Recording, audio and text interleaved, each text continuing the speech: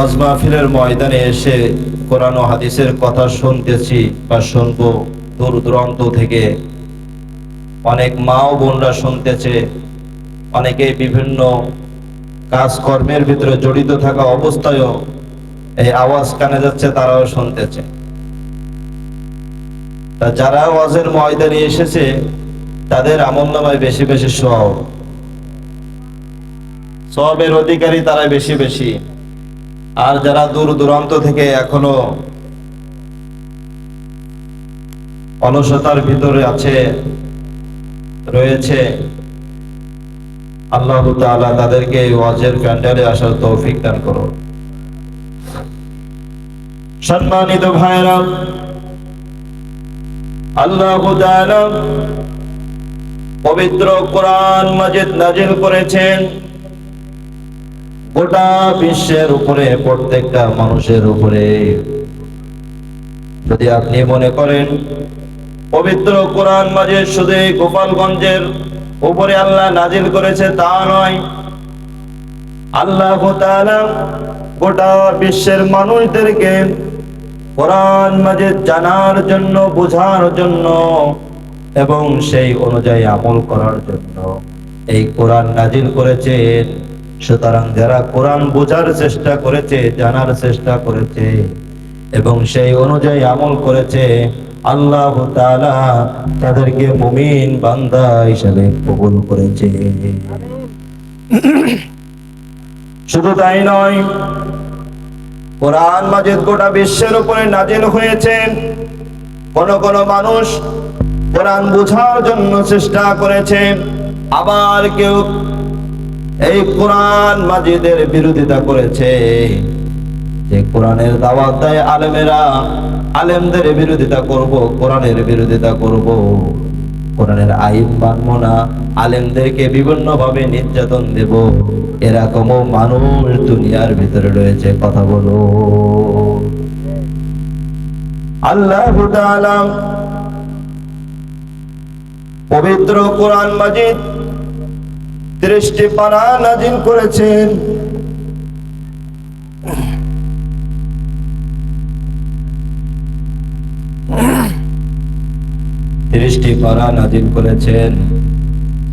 এই 30টি পারা আপনার আমাকে বুঝতে হবে, জানতে হবে। শুধু তাই নয়, এই পবিত্র কোরআন মাজিদের ভিতরে আল্লাহ তাআলা 114টি সূরা নাজিল করেছেন। কয়টি?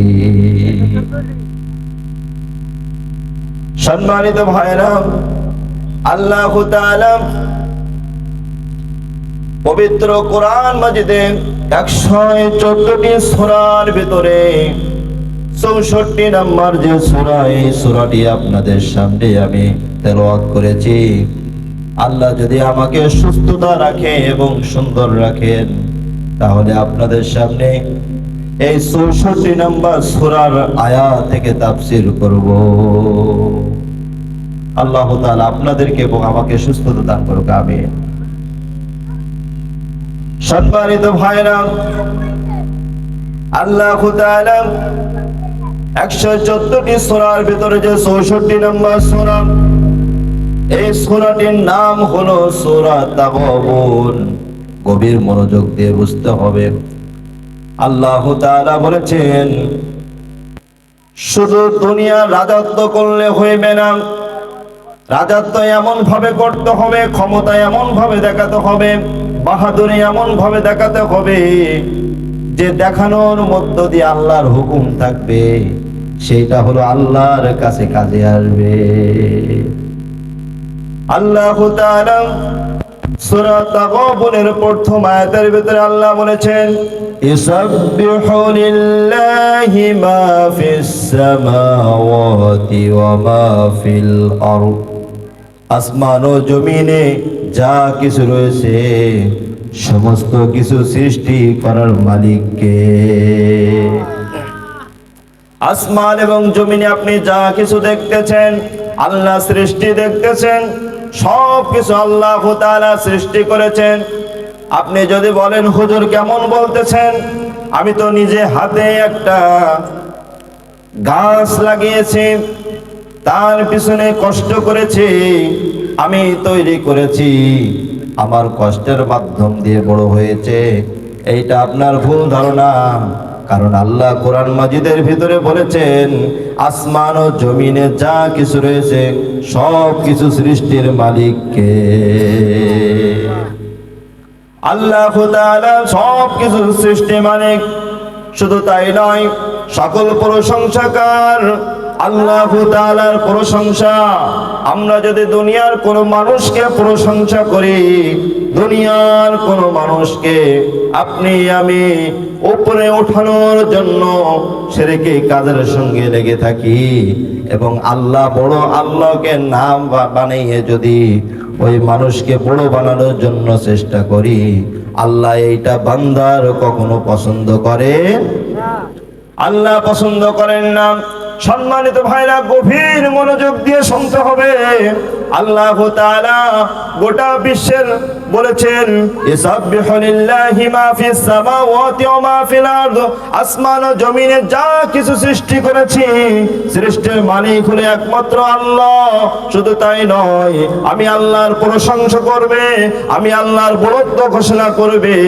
আল্লাহ তাআলার প্রশংসা যদি করি, বড়ত্ব যদি ঘোষণা করি, আল্লাহ কবুল করলে আপনার আমার জীবনের গুনাহ মাফ করবেন কে? আসমানে ওই যে আপনি দেখেন যে সকল ছোট ছোট পাখিগুলো উঠতেছে, তাদেরও খাবারের ব্যবস্থা করেন কে? আল্লাহ করেন। জমিনে আপনি আমি রয়েছি, আমাদেরও খাবারের ব্যবস্থা করতেছেন কে? আল্লাহ করতেছেন। একটু কষ্ট হচ্ছে, তারপরেও খাবারের ব্যবস্থা আল্লাহ করতেছে। উপরে যে পাখিগুলো রয়েছে, ওই পাখিগুলো কি করতেছে? সকাল হতেই হতেই তারা রুজির ব্যবস্থার জন্য তারা বের হয়ে পড়তেছে। তাদের বাসার ভিতরে হয়তো 4টা-5টা পাখির বাচ্চা রয়েছে, তারা নিজেরাও খাবার খায় এবং ওই বাচ্চাদের জন্য আহার গুলো নিয়ে আসে যে আমিও খাবো এবং আমার বাসার সকলের জন্য নিয়ে আসবো। সম্মানিত ভাইরা, আমি যেটা বলতেছি, আল্লাহ তাআলা আসমান ও জমিন সৃষ্টি করেছেন। এই আসমান ও জমিনের ভিতরে সমস্ত মাখলুকের খাবারের ব্যবস্থা করেন কে? আল্লাহ তাআলা করেন। এটা কি অস্বীকার করা যাবে? না, স্বীকার করতে হবে। কার উপরে? আল্লাহর উপরে। আল্লাহ তাআলার উপরে। আল্লাহ তাআলা বলছেন, লাহুল মুলকু ওয়া লাহুল হামদ। রাজত্ব আমি আল্লাহ তাআলার এবং প্রশংসা আমি আল্লাহ তাআলার। বলেন সুবহানাল্লাহ। লাহুল মুলক, রাজত্ব কার? ওয়া লাহুল হামদ, প্রশংসা কার? দুনিয়ার কোন মানুষ যদি রাজত্ব দেখানোর জন্য চেষ্টা করে, তার রাজত্ব আল্লাহর কাছে কবুল হইবে না। কারণ গোটা পৃথিবীর রাজত্বর মালিক একমাত্র আল্লাহ, শক্তির মালিক একমাত্র আল্লাহ। দুনিয়ার মানুষ কত রাজত্ব দেখায়, এমন ভাবে রাজত্ব দেখাতে দেখাতে এখন এমন পরিস্থিতি হয়ে গিয়েছে, আলেমদের সঙ্গে রাজত্ব দেখায়। কিভাবে আলেমদের ওয়াজ মাহফিল বন্ধ করা যায়, আলেমদের কথা বন্ধ করা যায়, কিভাবে আলেমদেরকে মিথ্যা মামলায় গ্রেফতার করানো যায়, কিভাবে আলেমদেরকে কারাগারে ঢুকিয়ে ইনজেকশন দিয়ে মারা যায়, এই চিন্তা হলো মুনাফিকদের মনে। কথা বলুন ঠিক না বেঠিক? এই রাজত্ব কি আল্লাহর কাছে কবুল হবে? আল্লাহর কাছে রাজত্ব কবুল হবে না। আল্লাহর কাছে এমন রাজত্ব কবুল হবে, আপনি সমাজের নেতা, আপনি রাজত্ব দেখান, আপনি বাহাদুরি দেখান, ক্ষমতা দেখান সমাজের মানুষের উপরে। যে মানুষদের উপরে রাজত্ব ক্ষমতা দেখানোর কারণে মানুষ নামাজি ব্যক্তি হয়, মানুষ রোজাদার ব্যক্তি হয়, এই আইন আপনি চালু করেন। এমন আইন চালু করেন না যার মাধ্যমে কোরআনের আইন উঠে যায়। এটাকে চাই আমরা? আমরা চাই কোরআনের রাজত্ব। কথা বলুন ঠিক না বেঠিক? সম্মানিত ভাইরা, আল্লাহ তাআলা বলছে, ওয়ালাহুল হামদ, প্রশংসা কার? আল্লাহর প্রশংসা। দেখবেন সমাজে এমন এমন মানুষ রয়েছে যারা কিনা প্রশংসা করে। কোথায় এমপি রয়েছে, মন্ত্রী রয়েছে, মেম্বার রয়েছে, তাদের প্রশংসা নিয়ে ব্যস্ত রয়েছে। সম্মানিত ভাইরা, তাদের প্রশংসা করলে পরকালীন আপনার আমার কোনো লাভ হইবে না। সমস্ত প্রশংসা করতে হবে কার? আল্লাহর প্রশংসা করতে হবে। সেই জন্য আল্লাহ তাআলা বলেছেন, বান্দারা দুনিয়ার কোন মানুষের প্রশংসা যদি করো ওইটা তোমাদের কোনো কাজে আসবে না, একমাত্র প্রশংসা করতে হবে আমি আল্লাহর। আমি আল্লাহর যদি প্রশংসা করো এইটা তোমার পরকালের জন্য ভালো হয়ে যাবে। সম্মানিত ভাইরা, গভীর মনোযোগ দিয়ে শুনবেন, রাজত্ব একমাত্র কার? ধরে বলেন কার? ওয়ালাহুল হামদ, প্রশংসা কার? তাহলে কোন দুনিয়ার মানুষের প্রশংসা করা যাবে? প্রশংসা করা যাবে না, একমাত্র আল্লাহ রাজি খুশি উদ্দেশ্যে প্রশংসা করতে হবে। আল্লাহ তাআলা বলেছেন, ওয়া হুয়া আলা কুল্লি শাইইন কাদির। আল্লাহু আকবার। আল্লাহ তাআলা বলেছেন, ওয়া হুয়া আলা কুল্লি শাইইন কাদির।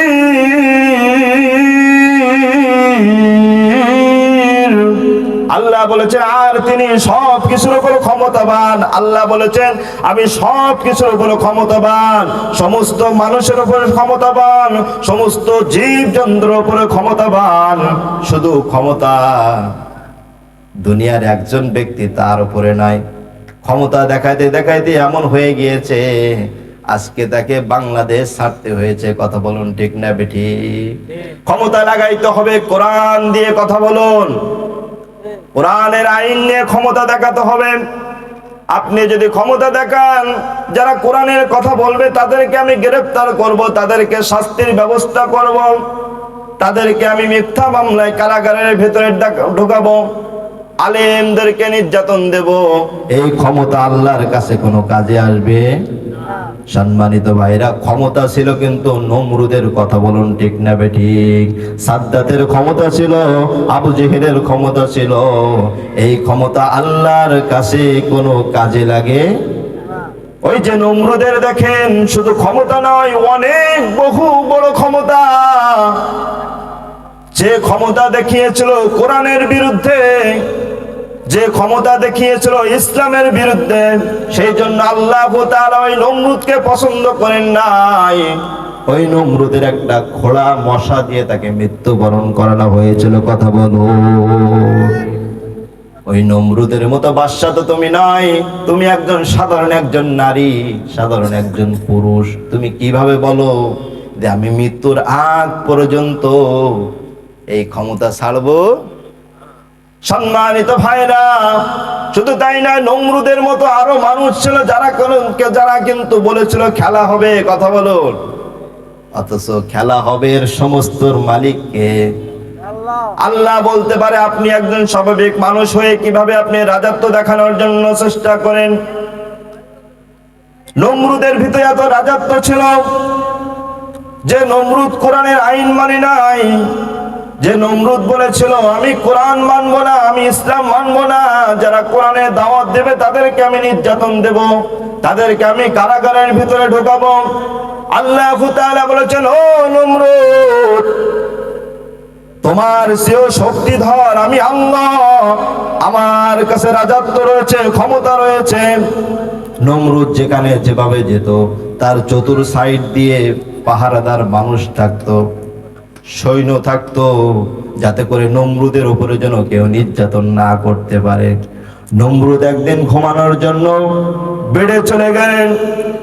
নমরুদ যখন ঘুমানোর জন্য প্রস্তুতি গ্রহণ করলেন, তার চতুর সাইড দিয়ে তার সৈন্যগুলো রয়েছে, যে আমাদের এই নমরুদের উপরে, আমাদের রাজার উপরে যেন কেউ আঘাত না করতে পারে। অথচ আল্লাহ তাআলা হুকুম করলেন একটা মশাকে, মশা যাও যাও, আমি সুস্থ কোনো মশা দিয়ে নমরুদকে আমি মারার জন্য চেষ্টা করব না, আমি একটা খোড়া মশা দিয়ে, যে মশার একটা পা কিন্তু খোড়া থাকবে, ঠিক মতো চলতে ফিরতে উঠতে পারবে না। মশাকে যখন অর্ডার করলেন, মশা আস্তে আস্তে গিয়ে নমরুদের নাকের ভিতরে ঢুকে গেলেন। ওই যে কোরআন বিরোধিতা, ইসলাম বিরোধিতা নমরুদ, যে কিন্তু কোরআনের আইন ভালোবাসতো না, এই নমরুদের নাকের ভিতর দিয়ে গিয়ে মস্তিষ্ক পর্যন্ত ঢুকে গিয়েছে। নমরুদ এত বড় রাজত্বর মালিক ছিল। নমরুদ শেষমেশ বলল যে আমি তো আর পারতেছি না, আমার ভিতরে আগুনের জ্বালা উঠে গিয়েছে, আমাকে তোমরা ঠান্ডা করো। আল্লাহ তাআলা বলেছেন, ও নমরুদ, তোমাকে আমি অপমান করব, কারণ যারা কোরআনওয়ালা মানুষ ছিল তাদেরকে তুমি অপমান করেছিলে, আজ তোমাকে অপমান করব। নমরুদের পায়ের জুতা দিয়ে নমরুদ নিজের মাথায় নিজে শেষমেশ মৃত্যুর আগে বাড়ি মেরেছে। নমরুদ শেষমেশ মৃত্যুর আগে অপমানিত হয়েছে। সম্মানিত ভাইরা, যারা কোরআনের বিরোধিতা করবে, ইসলামের বিরোধিতা করবে, তাদেরকে অপমান করতে পারেন কে? যারা বলেন কে? আল্লাহ অপমান করতে পারেন। আল্লাহ তাআলা বলেছেন, ওয়াল্লাযী খলাকাকুম ফামিনকুম কাফিরুন ওয়া মিনকুম মুমিন। তিনি তোমাদেরকে সৃষ্টি করেছেন, অতঃপর তোমাদের মধ্যে কেউ কাফের হবে, ওয়া মিনকুম মুমিন, তোমাদের মধ্যে কেউ মুমিন হবে।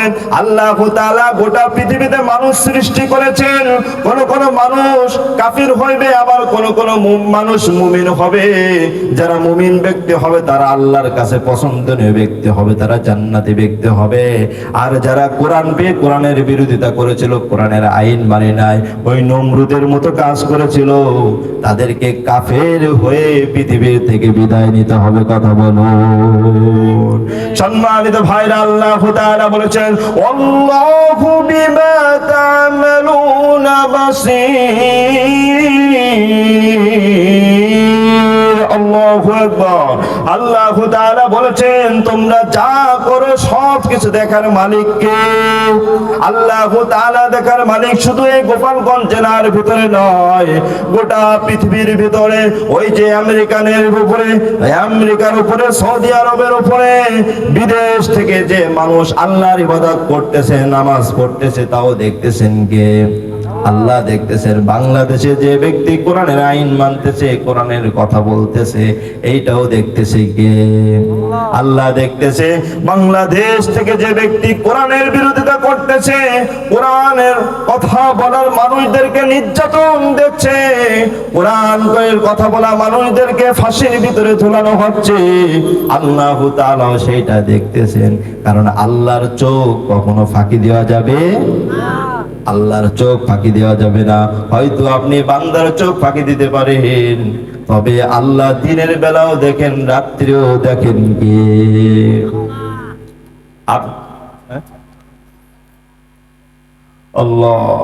আল্লাহ তাআলা আপনার আমাকে কোরআন এবং হাদিস মোতাবেক চলার তৌফিক দান করুন।